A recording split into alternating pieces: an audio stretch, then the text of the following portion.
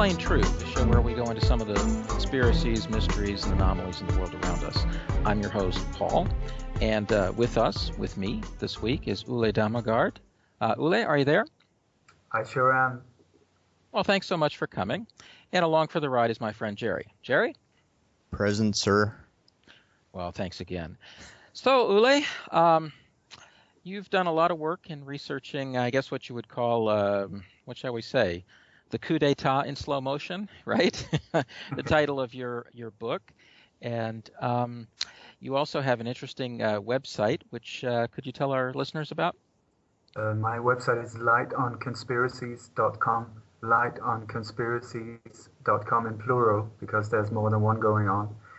And really? I've done about 30 years plus looking into major assassinations, so-called terror acts, false flag operations, and so on. That is what I've specialized in. Yes, indeed you have. And you've got a lot on your website that listeners can check out. Quite an amazing amount of work there. When you talk about all these false flags and so on and stuff, fake events, I mean, aren't they really overwhelming us these days? It just seems like every day I see something that looks suspicious. What do you feel? I think in the old days when we were not aware of them, like when they took out JFK and in the 60s, 70s, people were so naive and had no idea what was going on.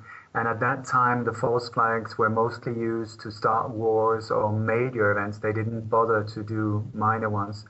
But then after 9/11, and especially after the Boston Marathon bombing, when people, if you looked at Google search on the search word false flag operation, it skyrocketed. That was the one where normal people just said, oh my God, hang on, can this really be it? And they started searching for it. After that, so many people have started to become aware of what's going on. And I've done my absolute utmost to expose the different methods that are being used to push forward their very brutal agenda, using false flag operations to dupe the population into believing that it's the work of lone crazy guys, instead of understanding that this is a major and very, very big agenda, very dark agenda that is going on. So I think they're getting to a point where they're getting quite desperate, because people are waking up in the millions now, and they're trying to push us into into the corral where they can control us, and they're trying to do it with these false flag operations. I mean, as far as I've been able to check out, more or less all of the so-called mass shootings globally have been staged events. I'm not really sure if there is one that is really what we've been told. Every single time when I look really into them, it's the same old thing again and again and again and again. And now they've gone to the agenda that they call it themselves, scare of the week, where they just pump. It's like being up against Mike Tyson, they just hit us all the time. Boom, boom, boom, boom, boom, boom, boom. So we won't have time to look into the details of each and every single one of them. Ule, when you say staged event, can we clarify that? Because I notice there's a lot of confusion floating around the internet about that term. Some people think when you say staged event, that means nobody ever dies. The killers didn't do anything. Is that your interpretation, or do you think when you say staged, do you mean like they could have set up a patsy who doesn't really, know what the plan was? It's different from different so-called events. I mean, sometimes people really get killed, but many times lately they're staged with actors, and they're carried out really, really sloppily, very clumsily. If you start looking into them, it's like, oh, come on, really low budget, no preparation, using the same actors again and again, and not something to be proud of if I were them. In the old days, they had lots of time to prepare. They had massive amounts for budget and really skilled people. And I mean, like with the JFK, they pulled that off. We're still confused after 50 years. But these ones lately, they're so badly done. Yeah. Hey, Ule? Go ahead, Paul. Yeah, Ule, I think, do you know the word in English, B-movie? The B movies went Yeah, away, it's exactly that one. but they're making them for us every day with all of these shootings and what have you. But Drills that. Go I ahead. almost feel sad for them sometimes, because it's like, if you have a theme that it's all based on the old Roman tactic: problem, reaction, solution. They secretly create a problem. In this case, we're talking mass shootings, but this can be bombs, it can be so-called terror attacks, it can be viruses, it can be financial crashes or whatever. They secretly create that to get the reaction from the public. The reaction they're looking for is the emotional, help us, help us, help us. And then we, the population, will turn towards the people that we have elected to help us in these situations, not understanding that they are actually the ones who have created the problem. And so we will say, please, please help us, and they will then come with a solution. So whenever things like this happen, it's very important to be aware of the solution that is being presented to us. This will, nowadays, it will be within minutes after this thing. The thing happens, media comes there, media that is controlled to a major part. The reporter will say, this has happened. Most of the time they will point straight at a patsy that has absolutely nothing to do with it, that has been prepared beforehand. So they would say, oh my God, this has happened, point at the patsy, point at the patsy, point at the patsy, and then they would deliver the solution. Right there on live TV, you will see it very often. Within a few minutes, they will have served you the whole thing, so that your mind is set to, oh my God, it's the patsy, and thank God, here comes the solution. Like the cavalry in the old Western movies. But it's the solution that we have to be aware of. That's the problem, yeah. Hey, Uli, I think, at least for Americans, this might be something to contemplate.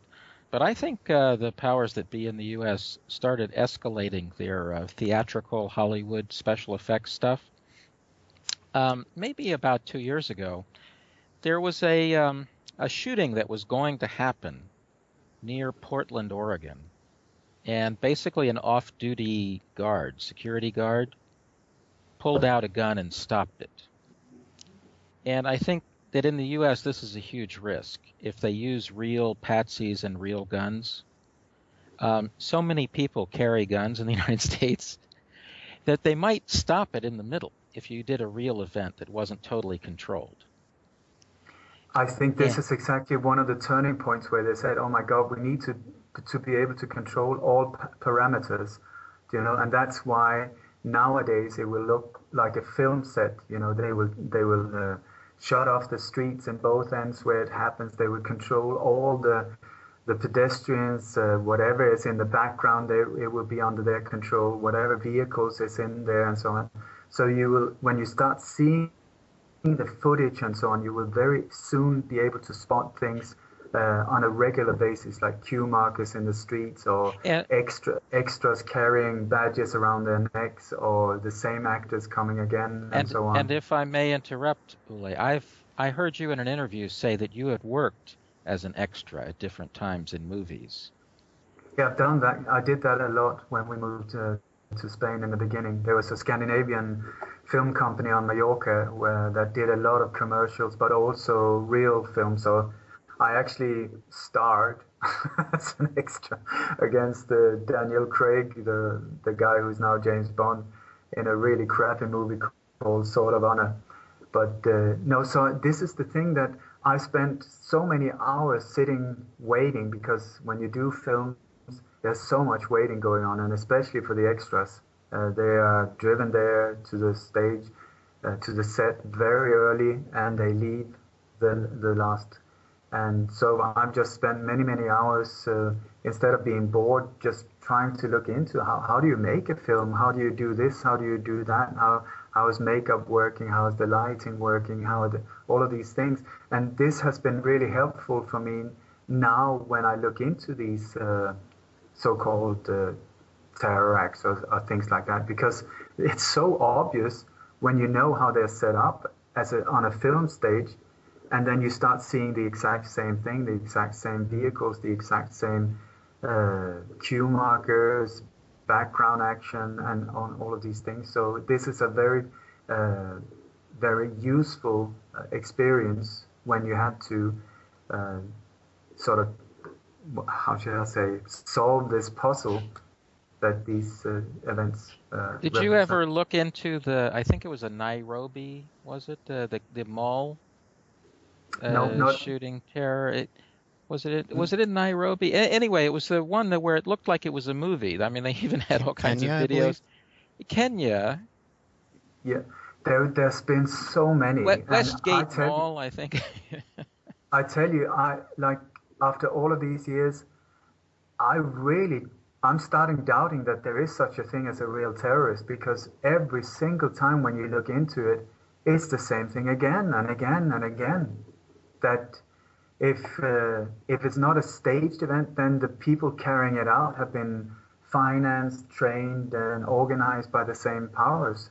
So that just makes me really optimistic because then I think, oh my God, that's so much easier than me living in a totally crazy, violent world. Now I'm just living in a beautiful world with a violent, tiny little bully that is trying to mess things up for the rest of us because it is quite a small group that are behind so much of this mayhem, if I'm correct. Well, I think you are. They're just overwhelming us with these events now, at least in the States. Does it seem to be the same story in Europe or Spain? Are you getting... No, it's totally different. The thing is, in the States, you are the ones with the guns. You are the major obstacle for them. This is why all the more or less all of the mass shootings are in the States because they want the weapons to be the problem, not mentally ill people, but the weapons. A mass shooting, what is the solution? You have to give up your weapons, and especially the automatic ones. They really want the heavy duty weapons. These ones to start with, and then it will end with that you have to give up the knives and spoons and forks and these types of things in the end as well. But I think it's backfiring a bit, Ule, because the last I heard, one of the most popular gifts for women now is actually handguns, and I think the sales have shot up a lot since all these hoaxes have been going on. Yeah. But this is the wonderful thing. It backfires. They and this you were talking about B movies before. It's like they have been trying to push on us like Rocky 1, 2, 3, 4, 5, 6, 7, 8, 9. How many different variations can they do? How many different opponents or enemies from the outside can you create without it getting really, really boring? And they're running out of options. I mean, what are they going to do now? They tried them all. And then I think people are actually reverse engineering their playbook, right? So, they've noticed trends that, there's always a drill or X, Y, and Z is always happening. And then when the next event occurs, you start looking for these things. And sure enough, you start finding them, right? Like a breadcrumb trail almost. But this is why I tell you, I've done hundreds of interviews trying to expose the methods, trying to expose the bullet point list they're using. What are the elements that are always there? So the people, as soon as they hear about the drill and as soon as they hear about a lone crazy guy, that they will say, wait a minute, I'm just going to look into this one before I just buy it without being critical. And since it's the same they're pulling off, that it's the same B movie they're trying to pull off again and again and again. They're just trying to change the scenery in the background a little bit, but it's the same. So people are like, come on, what do you think? Do you think we're brain dead? And so they're not buying into it anymore. They're not getting scared the way they should. And so now this group behind them are freaking out, I think, because they're getting really, really worried. Because what are they going to do when we really find out in the billions what they've been up to? They are very scared that they would be, strung up or used as a garnish for pizza or something like that. So this is why they're trying to speed it up, I think. But it's just becoming really sloppy. Do you think, Ole, and maybe this is sort of a bit of a segue, but do you think that the United States is being set up as the global bad guy, kind of, all these things like the torture probes, and it just seems like it's one negative, terrible, nasty thing after another in regards to the United States, and to me it almost seems contrived, and I'm just wondering what your take was on that. No, I'm very sorry to say the states have really deserved. If you look at, I have a friend. His name is Chip Tatum. He's a CIA whistleblower, a deep cover agent for 25 years. He was a black op assassin. He was one of the Night Stalker pilots. He was also one of the pilots in the whole Iran-Contra scandal, and he was the commander of George Bush Sr.'s ultra-secret hit team called Pegasus. They did at least 17 hits worldwide and so on. This is not an amateur. And he spent his whole life, adult life, inside the military, inside the CIA and so on. And he says that the worst or the biggest terror tool in the world is the American army. That's his words. And if you look at it, the way I've been able to see over all of these years is that the financial center is in the old town of London, the religious center is in the Vatican, and the war center is in Washington. And now they're using not only the American army, but with the NATO troops and the UN troops joining together to get this massive global army, not to defend us, to control us. And if you look at so-called terrorist nations like Iran, Sudan, Libya, Syria, check out in history how many wars have they started. Is it 1, 2, maybe 3? I would say not. Then you look at the US, and you look from the JFK assassination and onwards, when that was the time they really took over, in my opinion.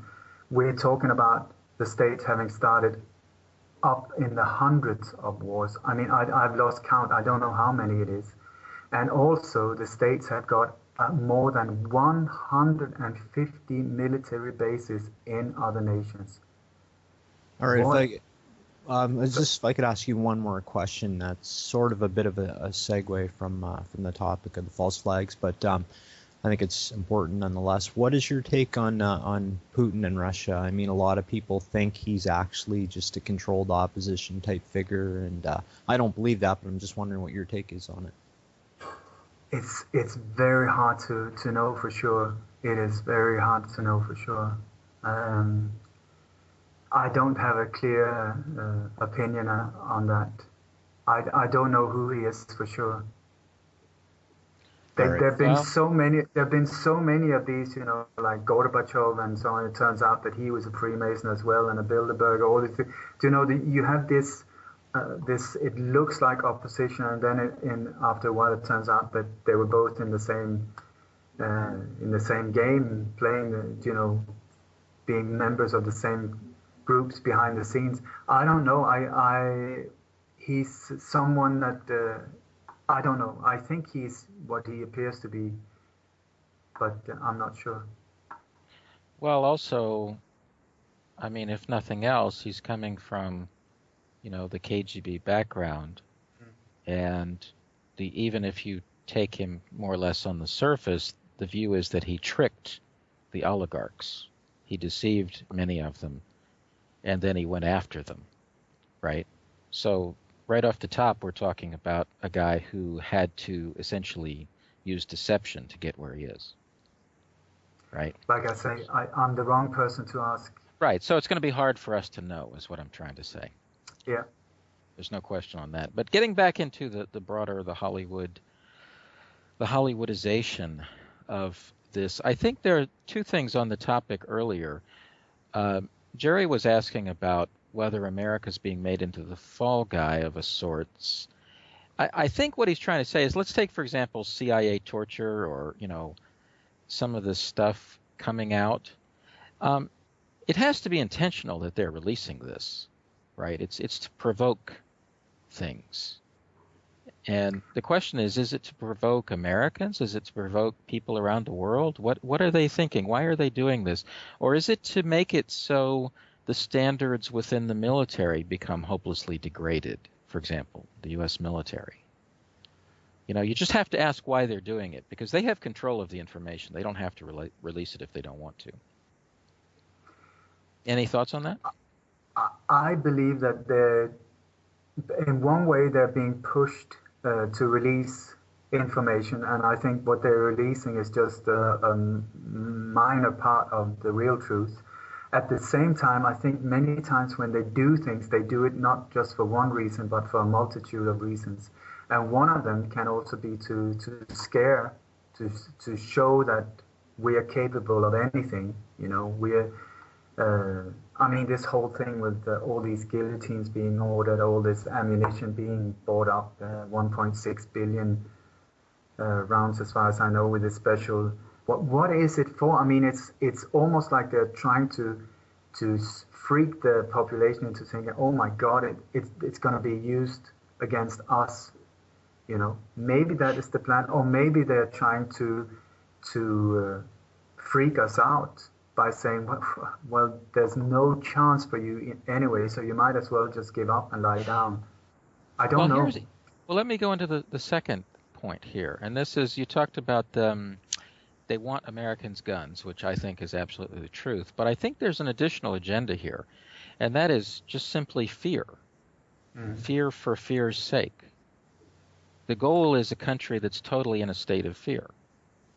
And they'd like to get rid of the guns too, but I'm just saying, you know, I just say as an American that the United States today compared to, let's say, 30 or 40 years ago, seems to be really far more tense than it used to be.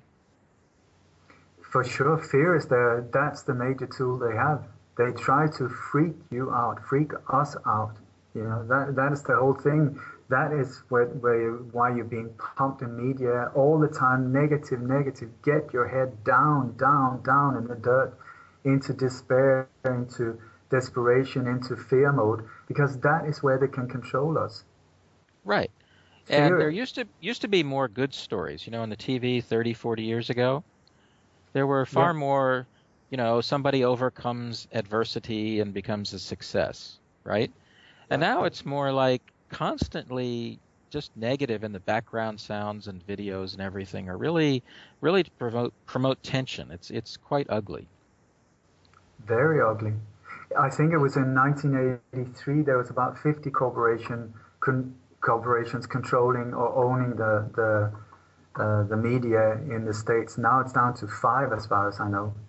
So it's very this is the whole thing they've been working on so hard for such a long time, to centralize the power to fewer and fewer without us noticing it.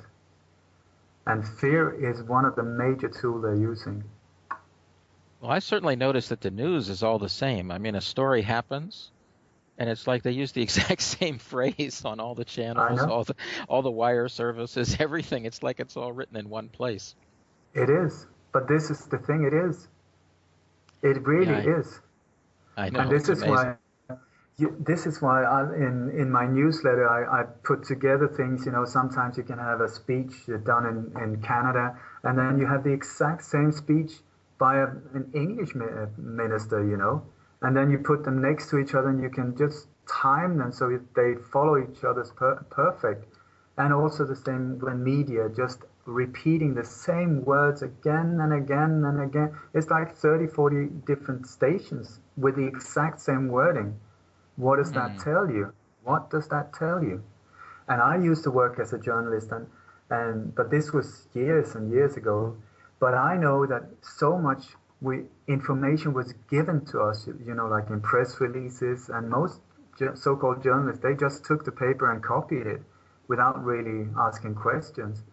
Or we were being served, you know, this is the thing, and you better take it. There wasn't. So with journalists, also nowadays journalists are so stressed for time. You know, they have so much to do, so that they're not given the chance to really look deeply into things. So I think real journalists really need to get back on the stage and start doing what they're supposed to do. Well, in the States, I don't think it's even legal really anymore. Um, there's a famous journalist named Jim Marrs who wrote I books know, on the Jim. Crossfire and all that. Yeah. And he talks about in his early days as a beat reporter, he traveled with the police, right? So he went to a murder scene or an accident scene and he got right next to the dead bodies, right? And so he would write about stories, but I mean, he was there.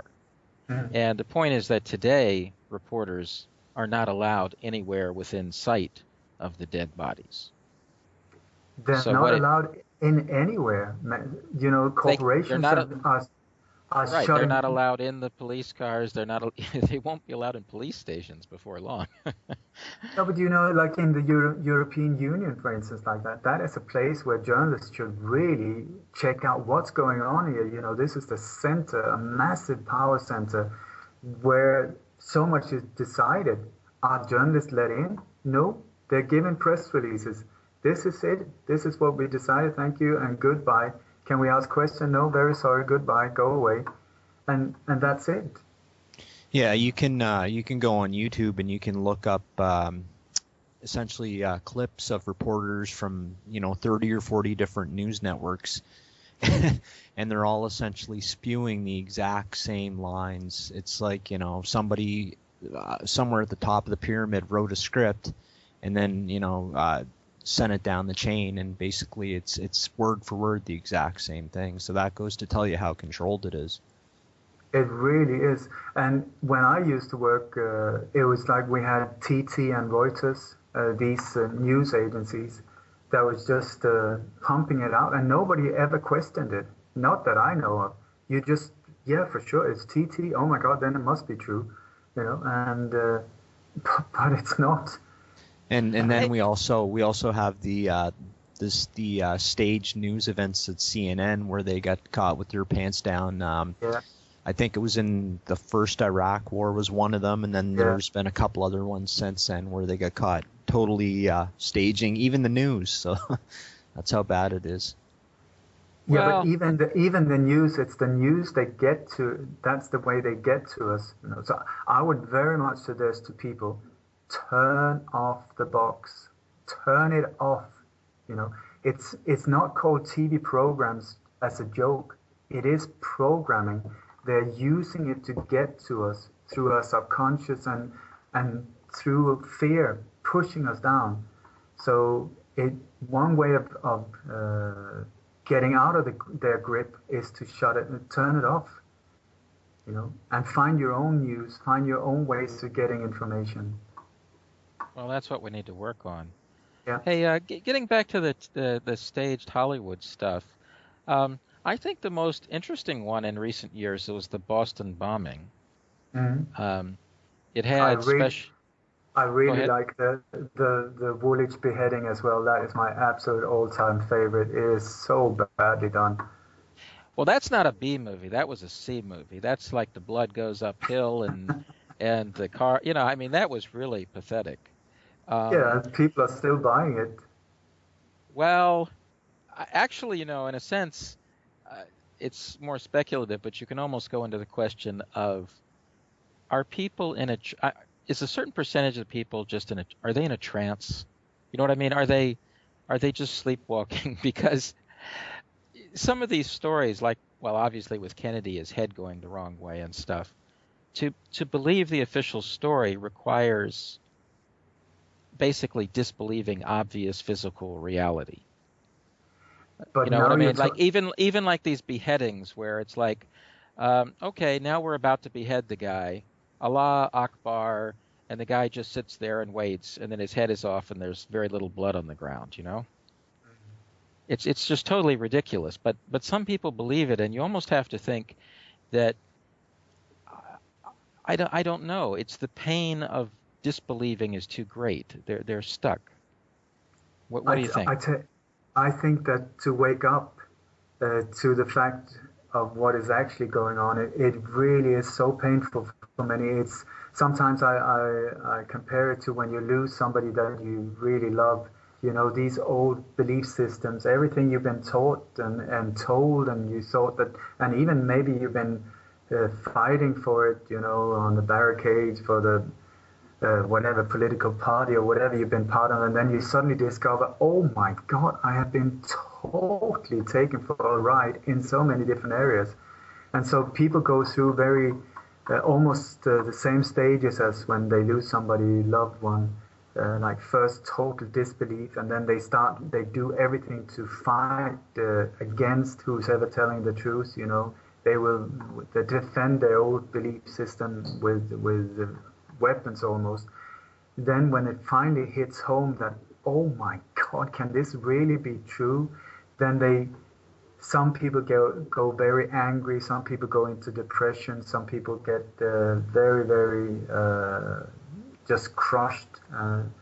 And then in the end, hopefully they can come out more in balance and start seeing what is actually going on. I mean, I've been down this road for 30 years, so I feel now that I'm in a position where I feel more balanced inside, and that makes me cope with this type of information in a better way.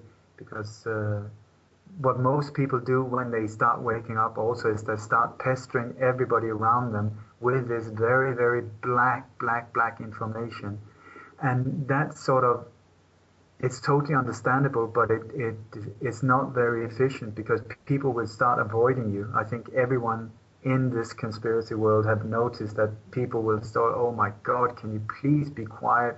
I can't take it anymore. Everything the whole world seems to be black. But so that's not the way to go. You need to show that you can deal with these type of things and then live by example, and then when people slowly starts becoming open for it, then deliver. But if you start trying to push the door in, it won't work. You need to wait for people to open from the inside so that they welcome this type of information, if that makes sense. Well, sure, you can lead a horse to water, but you can't make him drink. Yeah. Right? When it comes to, you asked, are people totally in trance or asleep? I tell you, I don't understand it. I mean, there's so many of these conspiracies that are, in my opinion, total no-brainers. And still to this day, it's still, if you even mention it, you're a so-called conspiracy theorist. I mean, like with Bobby Kennedy, for instance, the Sirhan, he was never closer than 1.5 meter, 130 in front of Bobby Kennedy when he started shooting. As soon as he started shooting, they jumped him, pushed him down on a steep table, got the gun away from him. The revolver had 8 bullets, and somewhere between 13 and 14 shots were fired. Also, Bobby Kennedy was hit 3 times. Was he hit straight from the front where Sirhan was? No, straight from the back and to the right. At the last one that entered his skull was point blank up against the skull, even burned away hair. So you don't need to be a rocket science to just put a question out there. Could there have been a second shooter? But absolutely no. Still to this day, this was 1968, and people are still saying, oh, no, it was Sirhan. I mean, my 10-year-old daughter will just say, absolutely not. It must have been someone else. Hey, Ule, in regards to the Kennedy assassination, I think that's when the CIA actually started to float sort of the conspiracy theory label and attach a negative connotation to it. That was 63 after the JFK assassination. It followed right after. That was when the wording conspiracy theorist was born. And the reason why they put these two words together, I mean, we're so brainwashed with them together. So as soon as somebody says conspiracy, your brain will say theory. Yeah. And that is to create the doubt around it, Instead of there are real conspiracies. I'm only interested in conspiracy facts. I'm not interested in theories. Yeah, and I mean, if people look up the definition of conspiracy, it's essentially something to the effect of two people, plotting something secretly or behind closed doors.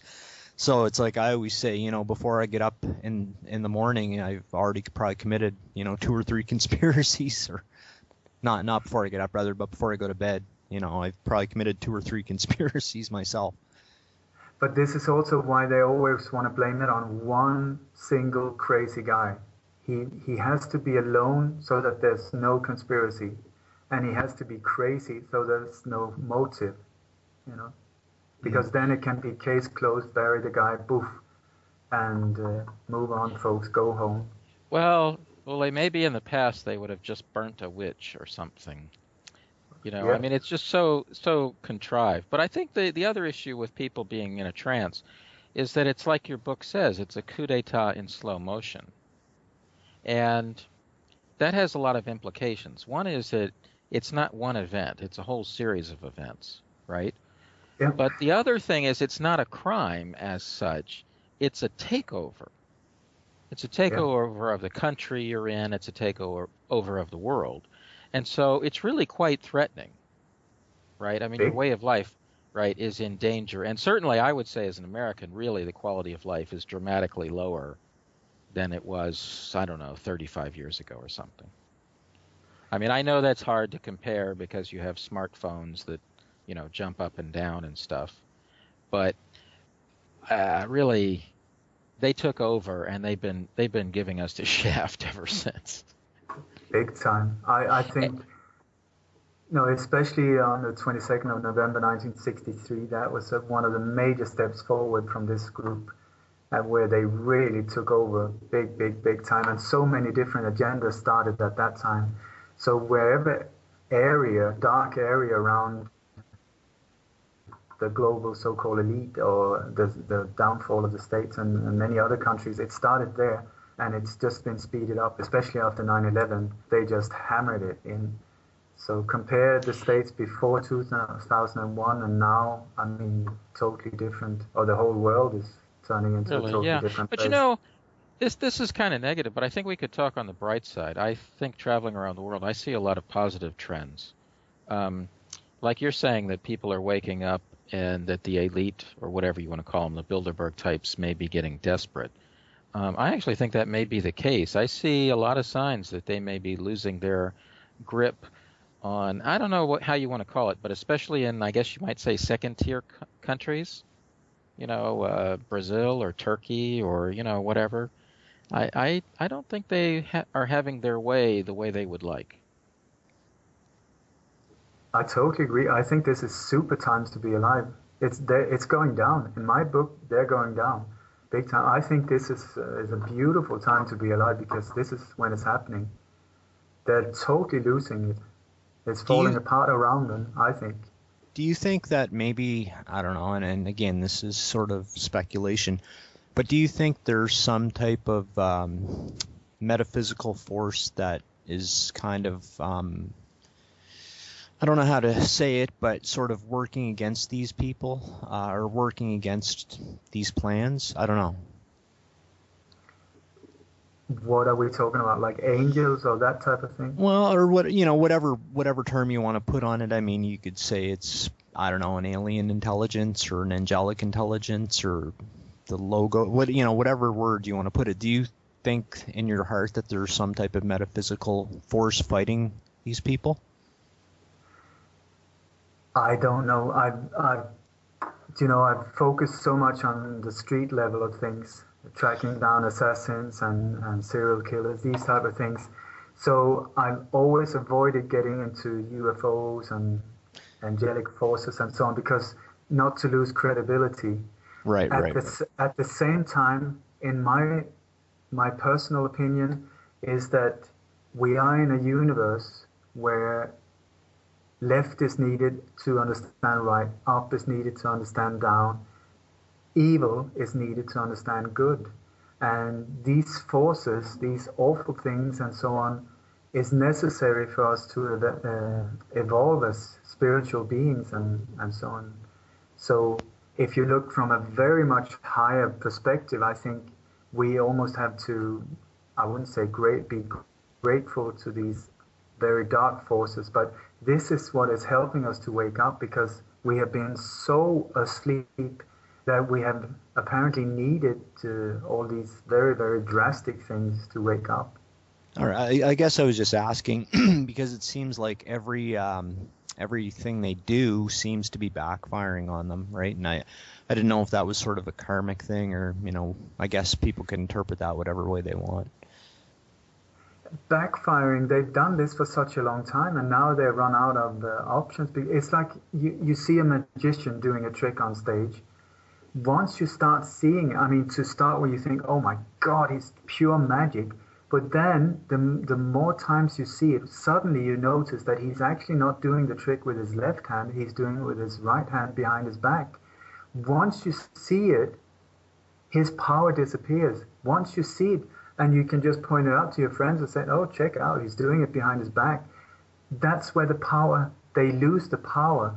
And they have been getting away with this for such a long time just because they have been hiding in the dark. They've done this in dark rooms of power, dark corridors of power. And this is why my website is called Light on Conspiracies. This is what I really try to do is fearlessly aim light, not violence, but light on them, totally exposing their methods, who they are, what they've been up to, how they are duping us and deceiving us. Ule, a related thought might be that these, whatever you want to call them, masters of darkness, are relatively good at destroying, but they're not so good at creating. And they've kind of destroyed themselves too, haven't they? If you look at their planners, right?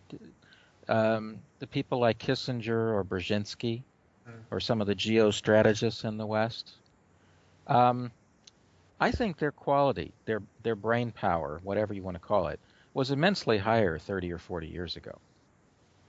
People like some of these guys now are too old, like Brzezinski. I'm saying that the current generation, let me put it this way: they put fluoride in the water of their guys. They put all these negative forces in the country, right, in the West, and I think it's damaging their guys too. And so what goes around comes around, as the English saying goes. And so their destruction, they're destroying themselves too. I really think you're on there to something there, because I've never been able to understand the agenda, because the only thing they do is destroy. They destroy nature, they destroy the air, they destroy our health, it's the work of a mad mind. That when you look at Agenda 21, for instance, like whoever came up with that, I know exactly who wrote it and so on, but this is like somebody let out from an asylum, like totally mad mind. So how they work or why they do these incredibly destructive things, I don't get it. But but on the bright side, they may be bringing themselves down. And do you know what Gandhi said? He said that at times when I despair, I always remind myself that dictators have come and gone.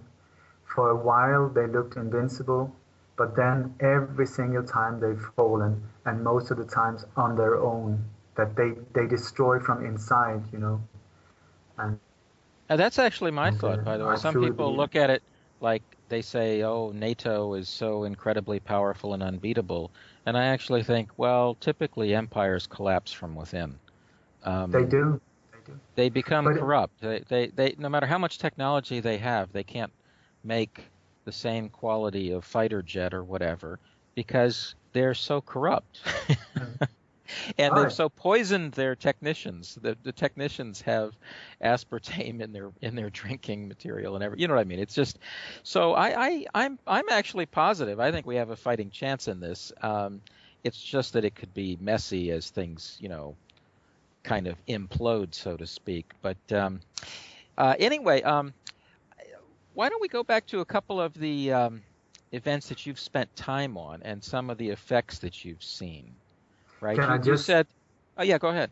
No, sure. Sorry, I just wanted you to say that actually positive. I'm super positive. I am super positive about what is going to happen here in the future. It's just a matter of how it will happen, because I feel deeply in my heart that We are fine.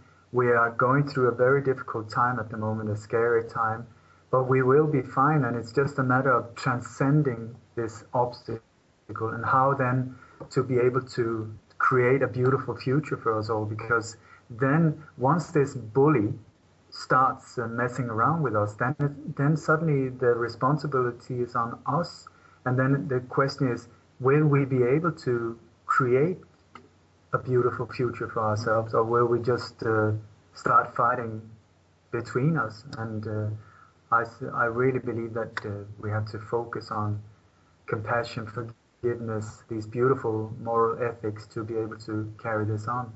I just want to say also, when I look at this, they call themselves the global elite. I call them the minority because they're so few. They're so few when you compare.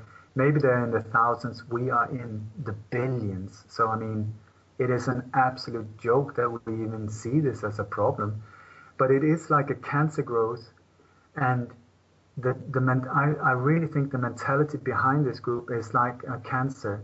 It just, it thinks that it grows and grows and it's getting stronger and bigger and great. They're really succeeding.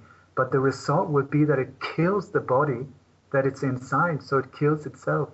And this is the same with this elite. They're killing themselves.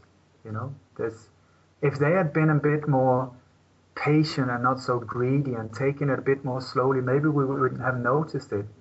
In the old days they used this method called stepping stones, a little here, a little there, a little here, a little there, so that we wouldn't notice that things were connected.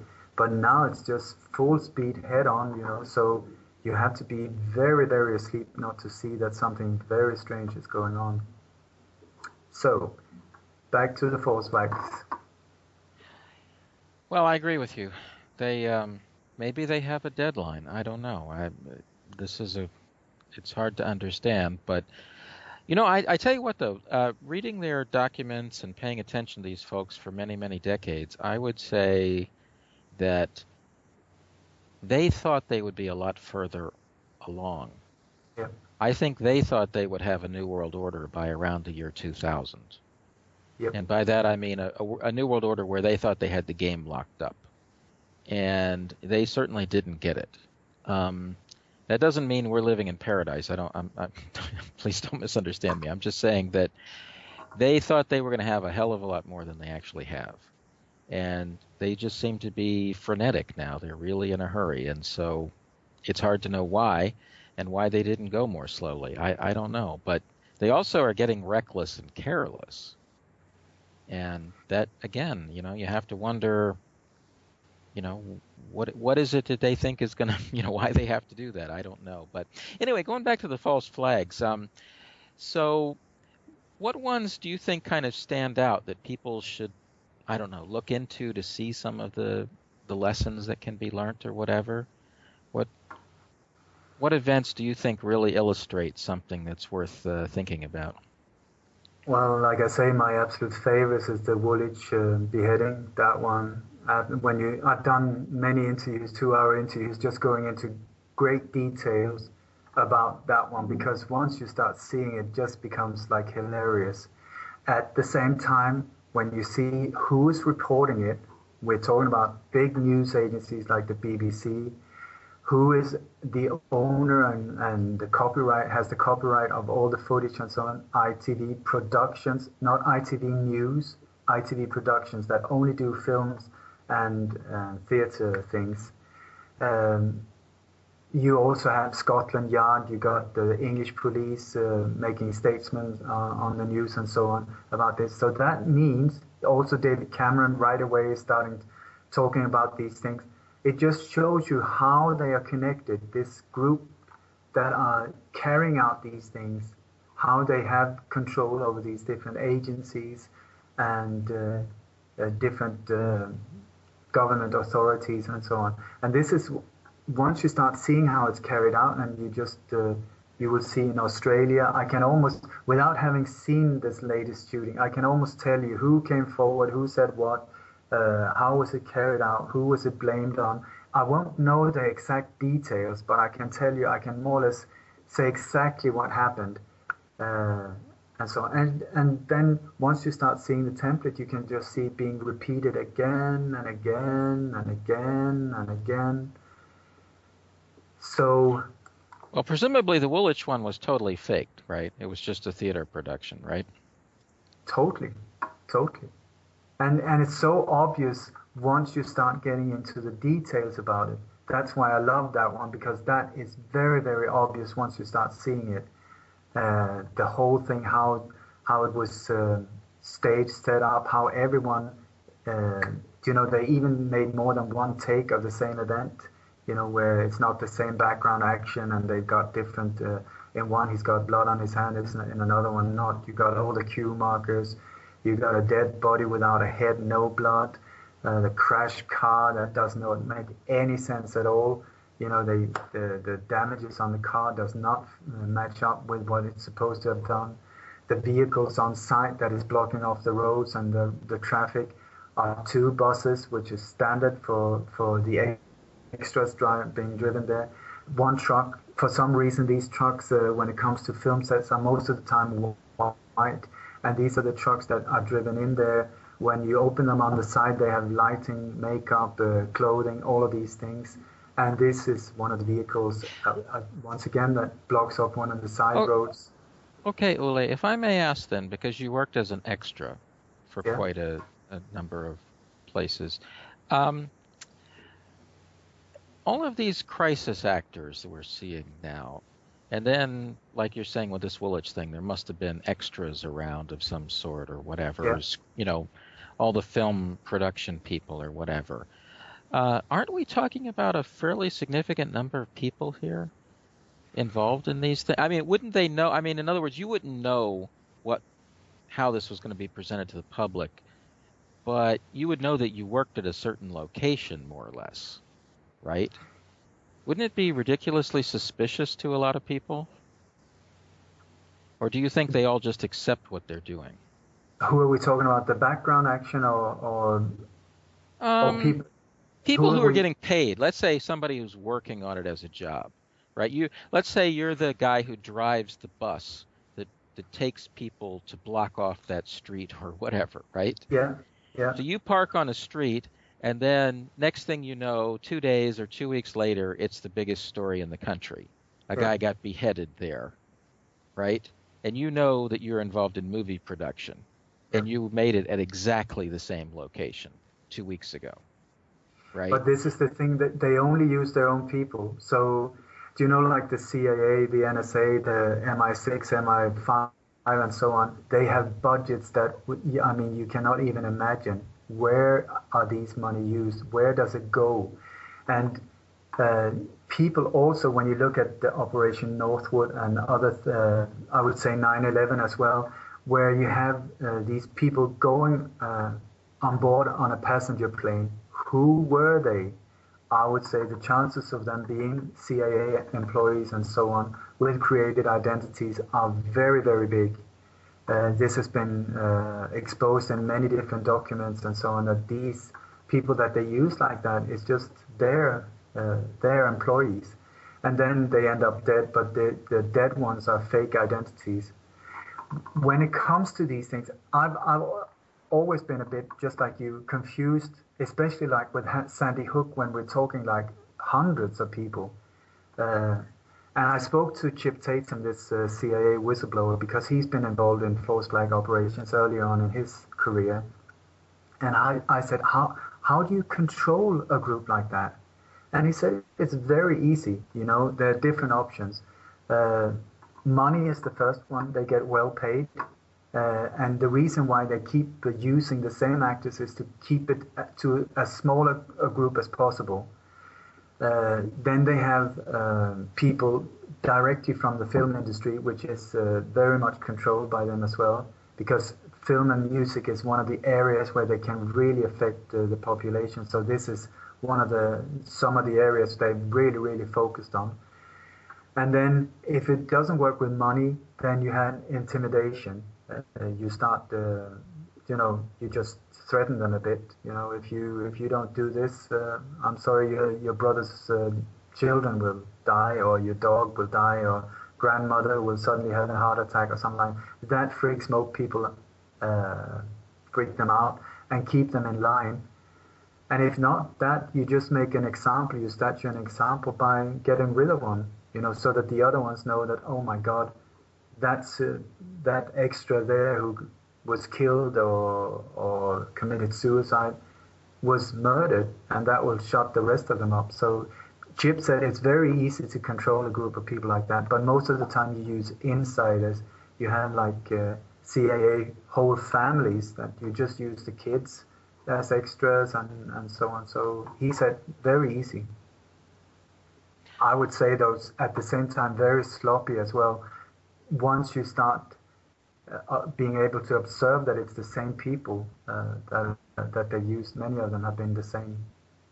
Well, I also think a lot of these stories only work the first time you hear them. They don't actually. They don't hold up very well. We're back to Rocky 1, 2, and 3. Yeah, when you see Rocky 38. Yeah, the story gets a little weaker, I guess is what I'm saying. And so you've seen the same thing where, like with 9/11, almost all the guys they talked to worked in the news industry, right?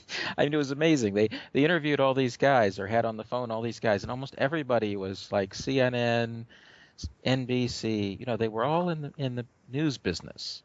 It was not almost all of them. It was all of them were somehow connected to the 5 different networks. All of them. It was the wife of this, or it was the guy working in the cafeteria, or it was the news, this and that. They were all connected, not by chance. Right, and so that raises all kinds of questions about the entire stories that they gave us. And I'm, to be honest, suspicious about groups that, immediately pop up, like 9/11, whatever. I don't know. There are all kinds of groups, victims, families, and, support groups and architects and all kinds of things. And I don't mean to pick on anybody, but I'm just very suspicious because if I were orchestrating some of these crimes, I would have all these things ready to go at the very beginning, because there's that classic quote, I think it was from Vladimir Lenin, that the best way to control an opposition is to start it. Exactly, and you will see that as soon as a group starts gaining momentum or starts gaining real exposure and so on, it will be infiltrated. So this is the sad thing, that even though the intention might be really, really good, they will try to infiltrate them. So this is why I always avoided all type of groups. I've always been just me, because I've been in areas, especially in Sweden, where there were so-called private detectives trying to solve the assassination of the Swedish Prime Minister. But my God, after just a few months, there were so many strange people entering in and giving us such a bad rep and creating conflicts inside, and it's for sure they will be infiltrated.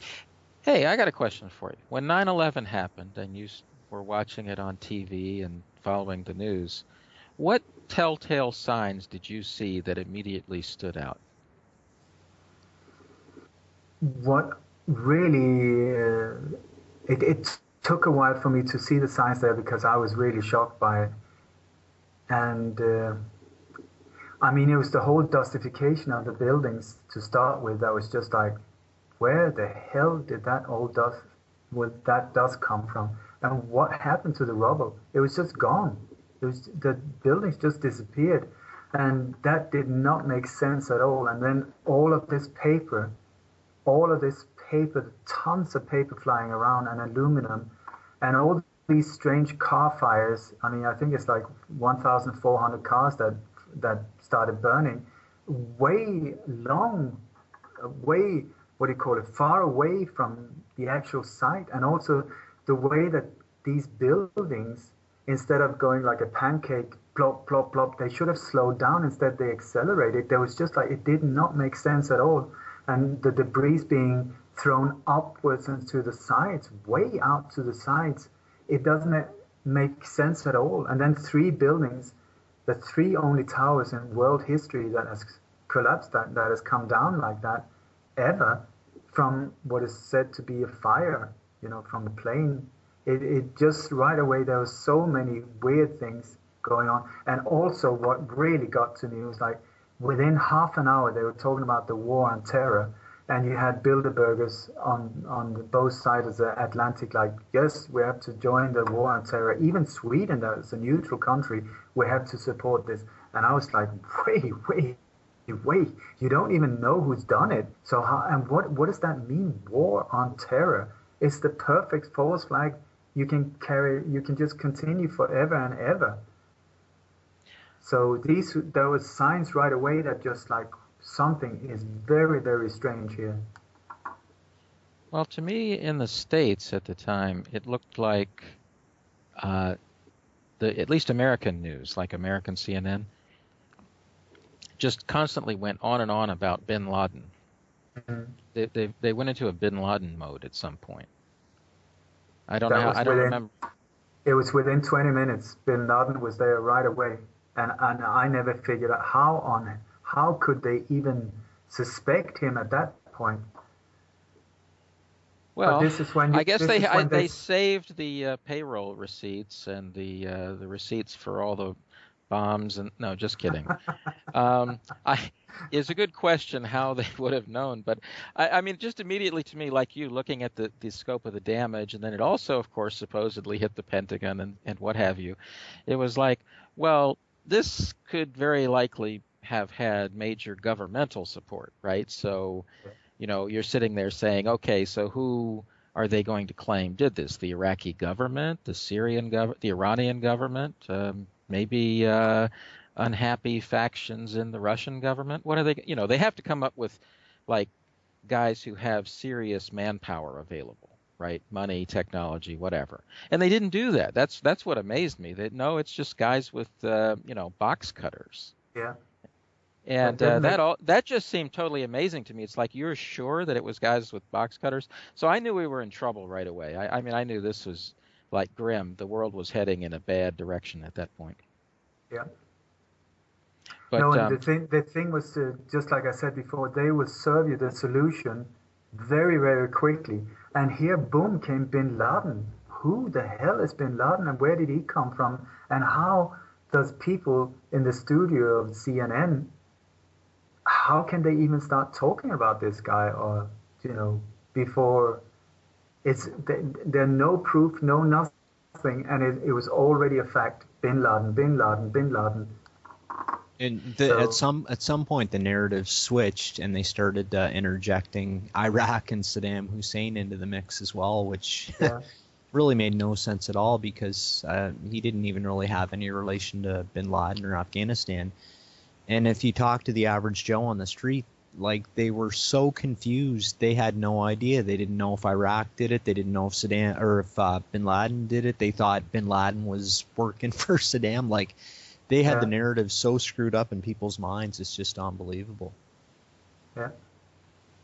Do you have any thoughts on what happened at the Pentagon? Not to get into too. I mean, what do you mean? What happened? That it was a missile that hit, as far as I know. As far as I know, that is exactly correct. But what they did was that there was a passenger plane that came very, very low and flew, but that passed across the Pentagon, while there was a helicopter. The missile was fired from a helicopter, and that was the one that hit the building. But the plane just passed over and continued on the other side. But this, the whole Pentagon, it was reinforced, especially that area where the impact was, and the exact offices that were blown up were the offices that were taking, that they were the ones looking into where this $2.3 trillion had disappeared. That 2.3 trillion, most people are not aware of how much that is, how many zeros that is. Do you know that? Well, Ole, that 2.3 trillion went into the place where they do all these productions like 9/11 and all the video scams. That's what I'm saying. It's not easy. It's not difficult with amounts like that to finance small little black ops like a false flag film stage like that. You just give them $500,000 or whatever. They will shut up. Most people would just be bought for a lot less than that. So it's not that difficult to understand. Yeah, but for sure. 2.3 trillion, as far as I know, that is the total military expenses for the US for 7 whole years. That is a lot of money. That could save like countries. Hey guys, I was wondering if we could talk a little bit about Sandy Hook. What is your take on that, Ole? Do you think are there sort of towns that are I don't know how to explain it, but controlled by these production companies? Because people sort of say, well, Sandy Hook would be impossible to pull off because the whole town would have to be in on it and so forth. I'm just wondering how you would reply to a person that would ask that question. Do you know Mr. X in the JFK movie? Do you know the guy that Sure. Jim Garrison went to Fletcher see? Prouty is. Yeah. Exactly, Fletcher Prouty, one man that I really admire. He said once that he was going with Alan Dulles, the director for the CIA, and they were in Greece, and they were driving down the road, and then Alan Dulles said to Prouty, "Have you seen that town over there?" And Prouty said, "Yeah. What about it?" And he said, "It's ours." And Prouty said, "But what do you mean ours?" He said, "Every single person there is on our pay list." It was sleeping agents, retired agents, and their families. It was all active agents, And he said, we got this in Greece and Germany and Italy. These, as far as I remember, were these. But in Miami as well, you have these urbanizations that are totally theirs, the whole thing. And it's very often in a very luxurious area, with golf courses and swimming pools and so on, so that these people, these agents or mercenaries, are having a good life. And then when they need it, they just activate them to do whatever.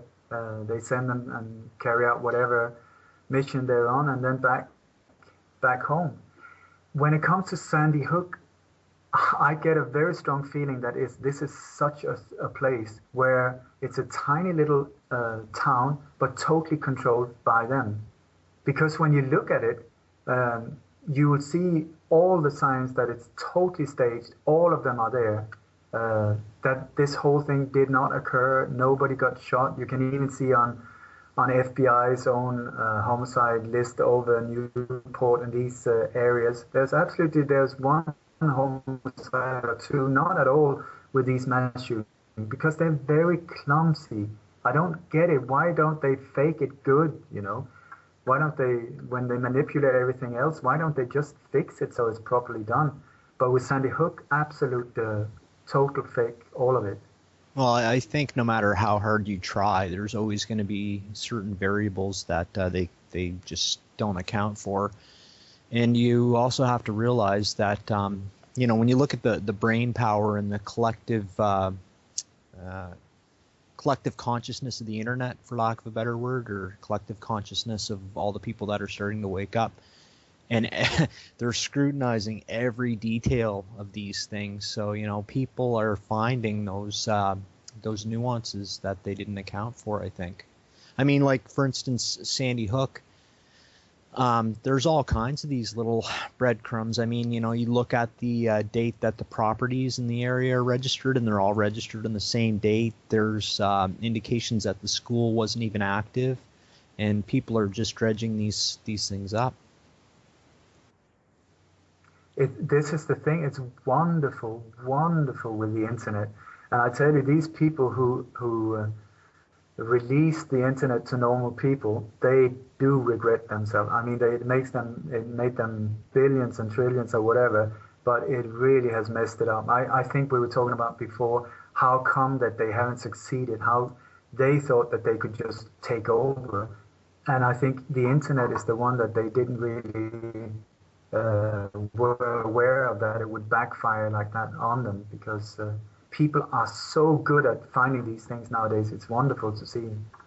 And I would also speculate that there are people sort of within the conspiracy that that really aren't happy about what they get involved in, and they don't like the direction where this thing's going. And I would assume that there probably are some of these people kind of helping and pointing people in the right direction from the sidelines, so to speak. For sure, I know there are. But this is the thing, it's so compartmentalized that people only know their little part. It's done by the sign, all these operations are done like that. So very, very few people know the whole thing. And very often these so-called drills, people are totally naive thinking, oh, this is a drill, and then suddenly it goes live in the middle of it, with them not understanding that they're actually part of something really bad. And no, the people are good. That's what I feel.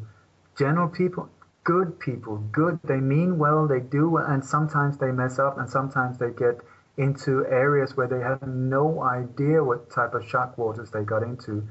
And then afterwards, when they see, oh my God, was I part of that? That is when this type of information starts leaking out. You have all of these whistleblowers coming forward and so on. So it's absolutely wonderful to see. And I think, as you said, like a lot of these start out as a drill, quote unquote. And I think that is, I don't know if it's outlived its usefulness for them, but I think the whole drill thing has become just so exposed now that I don't know how they're going to continue to use that one. I mean, that now is essentially the first thing people look for. And I guess operationally it would make a lot of sense too, because if they say there's a drill, then that way the local police department and all the people that would get notified can sort of be controlled and contained, right? So I think they're gonna have a hard time with the drill bit going forward. Oh, this is wonderful. I mean, this is thanks to programs like this and discussions like this, because had it not been exposed in the way it has been, it would have just been able to carry on and carry on. Now, I would say, in many interviews, I really, really ask normal people, if you hear about a drill or if you see something that is being set up in your neighborhood, in your town, in your city, that looks like a film set or looks like something like you see strange vehicles officially marked, or bomb cars or things like that, go down there, take your mobile or your video camera, start filming them. Make it very, very obvious that they are being observed. And I tell you, by doing this on a big scale, I think we can make this stop, because then they won't even be able to start putting up the stuff there before people will be observing and pointing fingers, and it will just blow their cover. Just as an anecdote in relation to that, I noticed the recent Australian event with the terrorist at the chocolate cafe or whatever. There were tons of people watching this happen, taking videos and whatnot. And of course, the mainstream media spun it in a negative way and said, look at these people, they have no respect for what's going on. They're taking selfies, and I just had to laugh at it. I thought, it's awesome that these people are down there, not believing it for one, and also documenting it for two. Fantastic. Because the more footage, the more hard evidence that can come out, the better it is. You will see when it comes to these staged events, it's very limited the type of footage that comes out. It's 1, 2, 3 different angles normally. That's it. But when you see a normal thing, there will be people with mobiles filming all over the place. So, hey Jerry, that cafe had a drill. It had like a terror drill. Yeah, I don't know if it was. I don't think it was the same day, but essentially. No, it wasn't the same day, but the exact same scenario. What are the odds that you're going to have, a similar scenario at exactly the place where you'd had a drill? I mean, it's strange credulity. I mean, I guess. I'm just trying to say, okay, let's say they've had 100 drills in Australia, right? Okay, in the last 10 or 20 years, okay, and you know, how many cafes or places that people go are there in Australia? A million, 500,000. So what are the odds that it's going to be at a place that you'd had more or less the same drill? Quite suspicious. It's ridiculous. It's utterly ridiculous. Well, I think that may be another agenda. They're trying to overwhelm us with stupidity.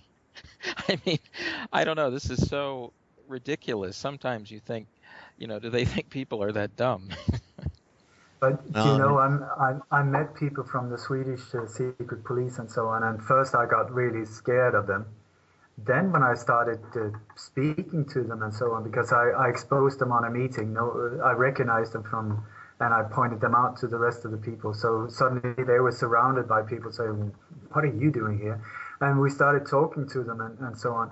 My God, they are not very intelligent, many of them.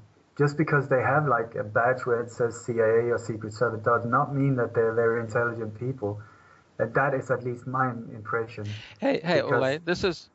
Oh, I'm sorry to interrupt, but I think it's an important point. There's another reason for these bad Bilderberg types being at risk of losing their dreams, and that is, to them, threatening intelligent and talented people could be a threat. Right. And so I think they've intentionally been hiring, in the States, they don't want to hire intelligent people to be police, right? If you take an IQ test and do better than 110, they don't want you, right? Well, it's a similar thing in the FBI or the KGB. The TV image that, the X-Files, that, you're first in your class and have 140 IQ, that kind of guy would stir things up and cause trouble. Yeah. They don't want those kinds of guys. That's a problem for the system. It is, because they need intelligent people, but intelligent people they can't hire them. It will also become a threat to them. This is also the same where when you see dictators take over and the military people think, yeah, great, but then not even the generals are safe, because the more powerful the military becomes, then the dictator starts fearing the military. So he, on a regular basis, he will start chopping the head of the generals just to give space for new ones. So it's like, it destroys itself from the inside.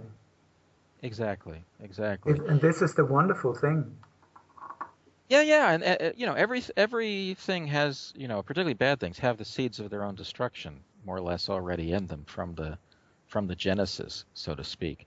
And I think these Bilderberg Illuminati types have their own destruction kind of built in, and so that's why I'm also fairly positive. Hey, to me, we talked about where did things get over the top? For me, the Sandy Hook kind of took things to a new level. That took the staging. I mean, that's just like a totally false thing of a whole town. And there's also a sign that they used, the children later. In other words, it looks like it was a whole family town, so to speak, like you were saying, Ule. Yeah. Like a CIA town. And that really is interesting. They're now, I don't know if you want to say, taking it to another level. This was quite a test for them, I think, and I'd like to think they didn't really get what they wanted. They went out there saying how we got to get rid of the guns, and then they have that actor who says his daughters are died, and he's laughing, right? You saw that on YouTube, I'm sure. Yeah. Robbie Parker. I think that was a big fail for them. I think they took things to another level, and that failed. They did not convince people. And you know who Catherine Austin Fitts is, right? No. Catherine Austin Fitts? Okay, she had worked in high levels in the U.S. establishment and kind of became an enemy of the state. And so she goes on radio shows like this one and other conspiratorially minded shows. And she thought one of the big positive signs of the last few years that the American public is not buying the story on gun control. Not at all. They're not being, scared, yes, we need to give up our guns. Not at all. That's not what's happening. They're saying, first of all, they're suspicious about a lot of these events. And in addition, the conclusion is, well, if bad people have guns, the answer is that good people should have them too. And you know what I mean? Anyway, it's failing. It's a fail. And she thinks this is a positive sign, and I do too. Totally. Super positive. Yeah, and so they've been pushing so hard on that, and I think they're actually, in a sense, pushing against themselves now. They're getting desperate. They don't know what to do. I mean, what can they do? People are waking up. They're starting to see, oh my God, this is going on. This has been going on for such a long time, and we're not buying it anymore. So what are they going to do? It's the same with this. First it was Al-Qaeda, and then they changed the name of the boogeyman to ISIS. What are they going to do the next? I mean, now they dress them up like Ninja Turtles, and it's just so bad. The whole thing, when you see this head chopping, you'd start looking into the body, the proportions of the body. Is it an Arab inside this black Ninja Turtle outfit? Absolutely not. It's a European. The accent, where's the accent? You check the accent, does not fit at all. You change the background. It's out sand, sky, so there's absolutely no way you can see where it is. Is that on purpose or not? Wherever can you film something where it's just sand, sky? Very difficult to do. The facial structure of the journalist doesn't fit. It's just like, so now they chop the head off to freak the people out, because that's the whole point of it, to freak the population out so that they will accept the solution. So next time, when they can't chop the head off, what is going to be the next one to try and freak people out? To take a saw and cut off the top of the skull and then eat the brain with a spoon? No, we did that in Indiana Jones too. What are they going to do? Because also they numbed the population with all these video games. I mean, kids, you can't freak a kid out now by chopping off arms or heads or whatever. That's normal video games for them. So what are they going to do? How are they going to freak the population out next time? They're running out of options. It's wonderful. Well, I think they certainly have gone over the top, and I don't know if they're going to recover. They've pushed it. I don't know. Won't. They still have. You know what they have? They have the real option of do the real thing. They haven't done that yet. Some bomb that blows up 50,000 people or whatever. They eventually might have to do something real. I don't know. But that has some ramifications. They may not want to use that card so easily because, first of all, if you do something real that's big, right, not these fake names on a list, right, of CIA agent names that never really existed. But I mean, if you actually kill real people, like 100,000 people, there are going to be some powerful people who had their relatives in that. They're not going to be very happy about it. And it depends on what country you're talking about, because they killed a lot more people than that in other countries. Sure. Oh, no, they do it, of course, in Iraq or something. But I'm saying that to escalate it to another level would take something big in a major, Anglo-American empire country like Britain or the U.S. or Holland or, And but I don't know. They already pulled off 9/11, and that has been exposed. I mean, what can they do bigger than the Twin Towers? I mean, that was the ultimate. Well, now, people, it would happen. Well, Ule, I'm saying that they may look. We're talking about them getting desperate. If they're truly desperate, then they could use, whatever, a small nuke, and actually take some town of 100,000 and make everyone in it die. Okay, that's what I'm saying. And if they did that in a country that mattered, not Iraq, but in, let's say, Britain or, Canada, that would radicalize things dramatically. And we would enter a new, darker age as things played itself out. However, that is they can only do that once, right? Because after that, they have to, shut down the internet or, They have to do all kinds of crazy things to prevent us from having this discussion in the future, right? And I don't look. I'm not living here in fear. I don't want people to live in fear. But I'm just saying they've played a lot of cards and they haven't worked out for them. Yeah. And we should be positive about it. But realistically, they do have that card. However, don't kid yourself. If they have to shut down the internet and they have to shut down the financial functioning of a society, they've got a serious price to pay with that. They will weaken themselves dramatically in their struggle with places like China or Russia. If you go into a total shell as a country, you won't be able to do much business either.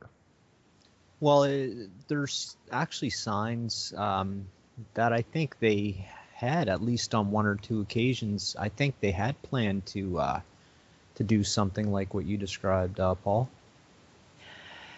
That's certainly possible. Some attribute some things to Dick Cheney, and he would certainly be a good candidate for it. His heart's in the right place. Again, I think with these events, I think enough data leaked out that the events were perhaps prevented. It would have been difficult for them to have something occur that essentially was telegraphed, and people put their predictions out on the internet. And I think Ule even may have helped avert something at the Bilderberg. Maybe he could talk about that for a minute. Yeah, I'd be most happy to do that. I was invited as one of the key speakers to the Bilderberg meeting in Copenhagen this summer, not at the Bilderberg meeting, but outside. And when I came there, I just noticed there were some very, very strange circumstances around the choice of building and the whole surroundings. And I spent quite a long time trying to figure out why on earth they would have chosen that hotel. It's quite a long story. I'm not going to go into great detail, but what I suddenly discovered was that it was a very, very badly chosen hotel security-wise for the Bilderberg group. And on the other side, it was the perfect place for a false flag massacre. And the whole way that could have been carried out would have been to demonize the whole truth movement that would have been gathered outside this hotel. The whole idea was that they would be blowing up the hotel, killing a lot of people in the truth movement, blaming the truth movement for having placed a bomb inside the hotel, where the Bilderberg group had not gathered. They would only have been a few doubles in there. I've made a lot of interviews about this whole thing. You can find on my website, lightonconspiracies.com, where I go into great details. But I checked it with both Chip Tatum, this CIA whistleblower, and other people in different security agencies and so on. I described the whole scenario, the strange things I found, and they said, "Oh my God, it really, really could be a false flag that they planned here." And so what I did was I went out on many international radio stations during the night and spread out the info that this is what could be planned. And hopefully it turns out that nothing happened. Maybe I was totally wrong, or maybe they had really planned this, because in that case the agenda would have been to demonize the truth movement and then hit the internet saying that, oh my God, it's over the internet that groups like this spread this type of terrorist information, and so we need to limit, shut down big parts of the internet. We need to shut down alternative media and ban all rights to gather in groups and demonstrations and so on, due to a thing like this. On that note, I was just wondering what your thoughts were about the London Olympics, because there was a lot of really bizarre stuff associated with that, and a lot of people were speculating that there's some type of event planned there. And then again, on the other side of the coin, other people said that they were just kind of setting this stuff up to make the conspiracy theorists look foolish. I don't know. I was just wondering what your take on the London Olympics was. I think just to make the conspiracy theorists look foolish, they would never have spent like millions and millions to do that. The whole setup and the incredible amount of work they put into details, Freemasonry details and ritualistic things and so on. I would not have been surprised if they really planned on a big event there, that they had planned something to go down big time there, but that so many people were getting aware of it, that there was so much info spread beforehand that they decided to stop it. So that's my take as well. Yeah. I think that was once again one thing that didn't go the way they wanted it. Well, they may be having a lot of them. There's a lot of evidence they've tried to attack Iran a couple of times, and that has failed inside the system, the U.S. Navy and so on. I mean, it's just hard to say. But Ole, before we wrap it up, kind of a last topic for today, I think that's worth going into, would be where you think things might be going from here. Of course, it can be in the context of false flags or what you think we're seeing more of or could expect. Are some of these things going to move to Europe, for example? It looks like every day we're getting a dubious shooting in the U.S. Anyway, what are your thoughts? Where are we heading in the next, year or so as far as false flags and such go? If I have any say, I mean, I'm just a normal single guy. But if I have any way of making a difference, my aim is to make this stop within the next 6 months or so. They say that the next Bilderberg meeting is June the 1st, 2015. I say before that, I want this to be over. That they have, I think the awakening that is going on, you will not see it on media, normal media, but there is an incredible awakening going on globally.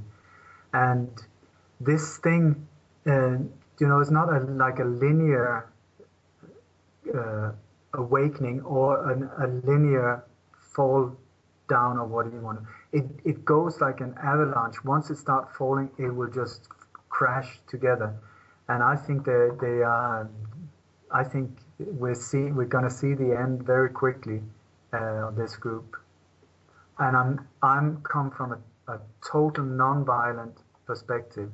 I'm not here to promote revenge or hatred or hit back in violence or anything like that, because when you see revolutions over here during the history of the world, you will see that if the dictators, if the population take over, chop the head of these guys, within a very few years, the people that are taken over, they become even worse.